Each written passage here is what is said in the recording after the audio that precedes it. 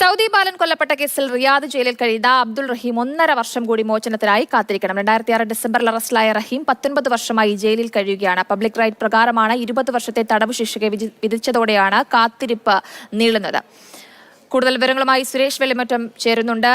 സുരേഷ്, ഏറെ കാത്തിരിപ്പോടെയായിരുന്നു കേരളം ഇരുന്നത്. റഹീം മോചിതനാകുമെന്നുള്ളത് ഇപ്പോൾ വീണ്ടും നീട്ടിവെക്കുന്ന ഒരു അവസ്ഥയിലേക്ക് എത്തിയത് എങ്ങനെയാണ്? രണ്ട് വിധത്തിലാണ് ഈ റഹീമിന്റെ കേസ് കോടതി പരിഗണിച്ചത്. ഒന്ന്, സൗദി ബാലൻ കൊല്ലപ്പെട്ട കേസിലുള്ള സംഭവത്തിലുള്ള ക്രിമിനൽ കേസ്. അതിലാണ് നേരത്തെ 2024 ജൂലൈ 2-ന് ഈ കേസ് പരിഗണിച്ചുകൊണ്ട് വധശിക്ഷ റദ്ദാക്കിയത്. പക്ഷേ അതേ സമയത്ത് തന്നെ സൗദി നിയമപ്രകാരം ക്രിമിനൽ കേസ് കൂടാതെ തന്നെ പബ്ലിക് റൈറ്റ്സ് കേസും കൂടെ ഉണ്ട്. ആ പബ്ലിക് റൈറ്റ്സ് കേസിലാണ് കോടതിയുടെ വിധി ഇപ്പോൾ വന്നിട്ടുള്ളത്. ഇതനുസരിച്ച് 20 വർഷത്തെ ജയിൽ ശിക്ഷയാണ് വിധിച്ചത്.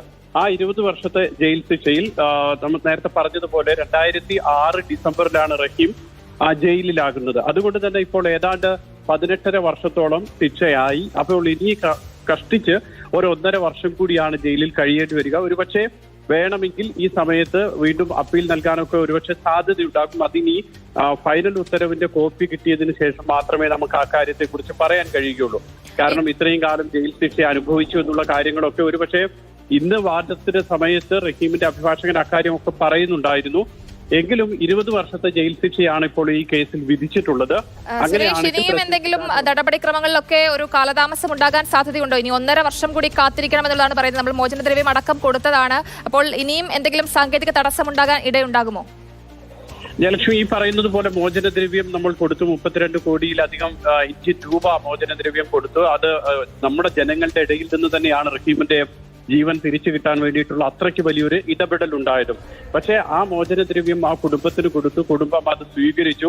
വധശിക്ഷ ഒഴിവാക്കാൻ കുടുംബം സമ്മതിക്കുകയും ചെയ്തു. പക്ഷേ രാജ്യത്തെ നിയമപ്രകാരം അപ്പോഴും ആ ക്രിമിനൽ കേസ് കഴിഞ്ഞു കഴിഞ്ഞാൽ പബ്ലിക് റൈറ്റ്സ് ഉണ്ട്. കാരണം പൊതു ഇടത്ത് വെച്ചിട്ടാണ് ഇങ്ങനെ ഒരു സംഭവം നടക്കുന്നത്. ആ രാജ്യത്തിന് അത് പബ്ലിക് റൈറ്റ്സ് പ്രകാരമുള്ള ആ നിയമം അതാണ് ഇപ്പോൾ കോടതി അത് നോക്കിയത്. പക്ഷേ നേരത്തെ സൂചിപ്പിച്ചതുപോലെ ഇനിയുള്ള സാധ്യത ഇത്രയും കാലം ജയിൽ ശിക്ഷ അനുഭവിച്ചതിനെ കുറിച്ച് വീണ്ടും പറയാം.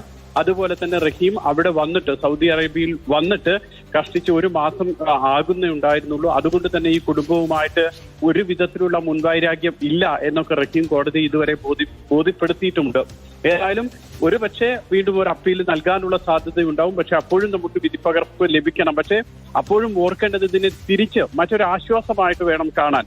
19 വർഷത്തോളം ജയിലിൽ കഴിഞ്ഞ ഒരാൾക്ക് ഏതാണ്ട് 1.5 വർഷം കൂടെ കഴിയുമ്പോൾ ജയിലിൽ നിന്നും മോചനം ലഭിച്ച് നാട്ടിലേക്ക് മടങ്ങാമെന്നുള്ളത്. കാരണം വധശിക്ഷ വിധിക്കപ്പെട്ടതാണ്, കൊലക്കയർ വിധിക്കപ്പെട്ടതാണ്. അവിടെ നിന്നും ജീവിതത്തിലേക്ക് ശരി സുരേഷ്, എന്തായാലും അബ്ദുൾ റഹീമിന്റെ മോചനത്തിനായി 1.5 വർഷം കൂടി കാത്തിരിക്കണമെന്നുള്ളതാണ് ലഭ്യമാകുന്ന ഏറ്റവും പുതിയ വിവരം. 2006 ഡിസംബറിൽ അറസ്റ്റിലായ റഹീം 19 വർഷമായിട്ട് ജയിലിൽ കഴിയുകയാണ്. പബ്ലിക് റൈറ്റ് പ്രകാരമാണ് 20 വർഷത്തെ തടവ് ശിക്ഷയ്ക്ക് വിധിച്ചതോടെ ഈ ഒരു കാത്തിരിപ്പ് നീളുന്നത്. സുരേഷ് വെള്ളിമറ്റമാണ് വിവരങ്ങൾ പങ്കുവച്ചത്.